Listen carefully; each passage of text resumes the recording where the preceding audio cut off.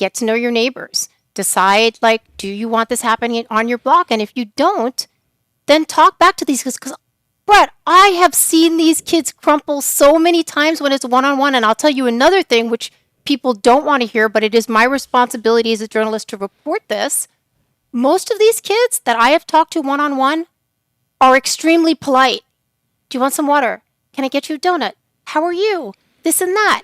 It's like, and this is not that they're like, oh, I'm going to put on the nice little act for the journalist. Like, they're kids, but you get them together and they are going to get that collective effervescence and they're going to get the sloganeering, and it's a horror show.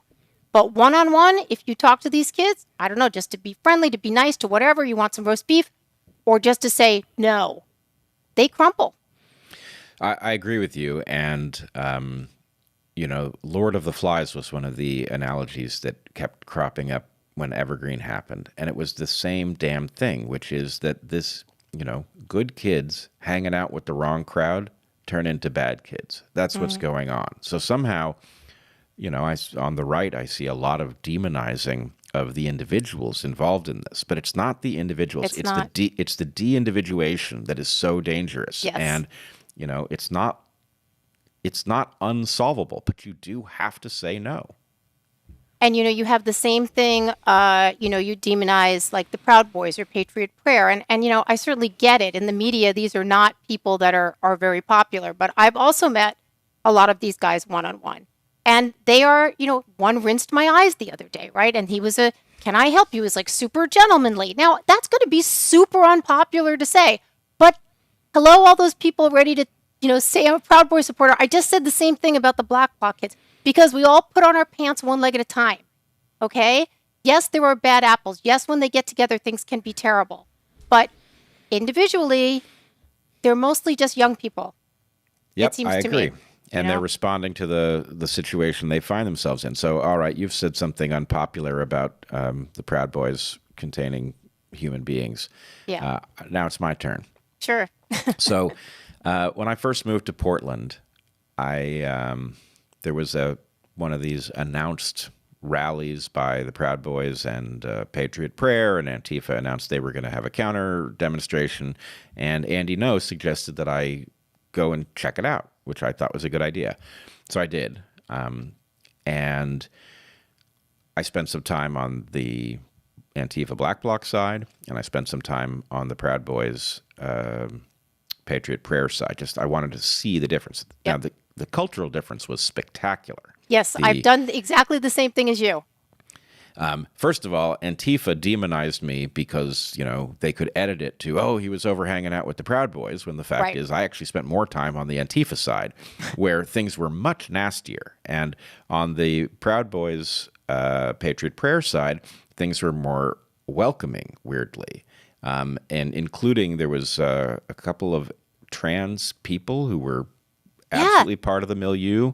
A surprising number, actually. I've noticed that too in the Proud Boys. A surprising number of trans people. I noticed that the other day. I was like, "Wow, that's interesting." And they're not being tolerated for show. They seem to be fully integrated into the culture. Just people.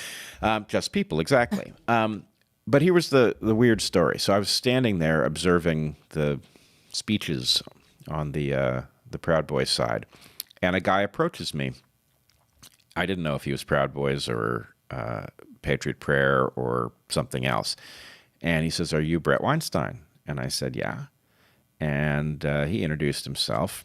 And anyway, we got to talking, and I was trying to, he was curious about my perspective on things, and I was telling him where I was coming from and all. And he said, I wasn't always, so far to the right. In fact, I voted for Obama twice. And I looked at him and I said, I only could vote for him once. I was so troubled by what happened in the first one. And we burst into laughter. He's like, "I'm more liberal than Bret Weinstein," right?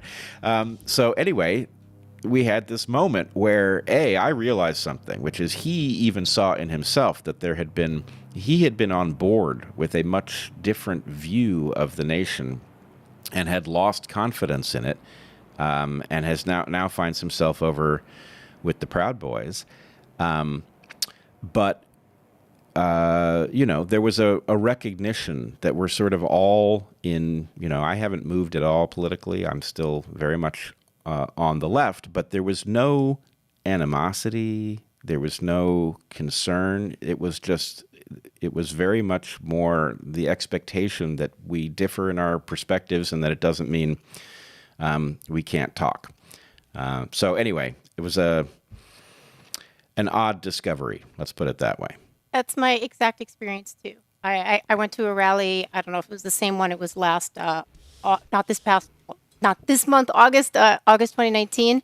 And I did the exact same thing. I spent time on the Antifa side. I spent time on like the Keep Portland Weird side, which was hilarious. I talked to some John Brown gun people. I spent time with the Patriot Prayer and the Proud Boys. And the only place that I felt unsafe was with a line of black bloc kids that were all sort of really identically dressed with not with shields but with umbrellas, and one kid had black brass knuckles, and he did that to me, and it wasn't that made me feel unsafe, but we were underneath a bridge and there were about 600 of them screaming at the same time, and I was like, okay, that's about enough of this. But otherwise, you talk to them again, one-on-one, when they're willing. They want to stay masked a lot of the time. And it gives them their secret superpower, strength to not be tender, right? Yeah. Yeah, to not be human. It frees them from the normal stuff that would otherwise overtake them. So the problem is at Evergreen, I saw this close up, and the fact is it was possible to reach people individually. This is before masks, of course, but you could reach people individually. But what happened every time was that anybody you reached was then targeted by the mob and recaptured. And so it's this de-individuation thing where anybody who discovers, hey, maybe the world isn't what I was thinking it was yesterday. Maybe the people on the other side have a point, right? That is ephemeral. Whatever recognition they had gets punished, and they go right back into behaving as a mob. Well, you called it out-group, in-group, out-group.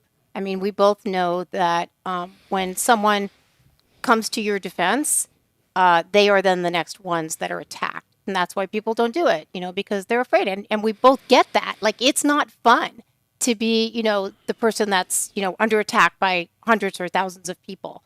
But yeah, or I remember Heather, your lovely wife, saying to me one time that, some people support you.